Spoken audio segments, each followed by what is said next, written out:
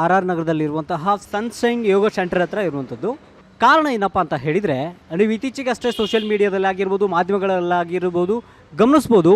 ಈ ಸನ್ಶೈನ್ ಯೋಗ ಸೆಂಟರ್ ಏನಿದೆ ಇದು ನಿರಂಜನ್ ಮೂರ್ತಿ ಅನ್ನೋರ ವ್ಯಕ್ತಿಯ ಒಡೆತನದಲ್ಲಿ ಬರುವಂಥದ್ದು. ಇದೇ ವ್ಯಕ್ತಿ ಏನು ಇನ್ಸ್ಟಿಟ್ಯೂಟ್ ಇದೆ ಇದನ್ನು 2019ರಿಂದ ಯೋಗ ತರಬೇತಿಯನ್ನು ಕೊಡ್ತಾ ಬರ್ತಾ ಇದ್ದಾರೆ. ಆದರೆ ನಿಜವಾಗ್ಲೂ ಇವರು ಯೋಗ ತರಬೇತಿಯನ್ನು ಕೊಡ್ತಾ ಇದ್ದಾರಾ, ಅಥವಾ ಯೋಗ ತರಬೇತಿಯ ಹೆಸರಲ್ಲಿ ಮಹಿಳೆಯರಿಗೆ ಲೈಂಗಿಕ ದೌರ್ಜನ್ಯವನ್ನು ಮಾಡ್ತಾ ಇದ್ದಾರಾ? ಈ ಎಲ್ಲ ಪ್ರಶ್ನೆಗಳಿಗೆ ಸಂಬಂಧಪಟ್ಟಂಗೆ ಉತ್ತರಗಳು ಆಲ್ರೆಡಿ ಸಿಕ್ಕಿದೆ.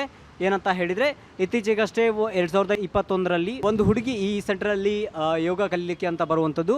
ಆದರೆ ಬಂದಾಗ ಏನು ನಿರಂಜನ್ ಮೂರ್ತಿ ಅವರು ಇದ್ದಾರೆ, ಅವರನ್ನು ಅಡ್ಮಿಷನ್ ಮಾಡಿಸ್ಕೊಂಡು ಅದಾದ ನಂತರ ಲೈಂಗಿಕ ದೌರ್ಜನ್ಯಕ್ಕೆ ಒಳಪಡಿಸ್ತಾರೆ.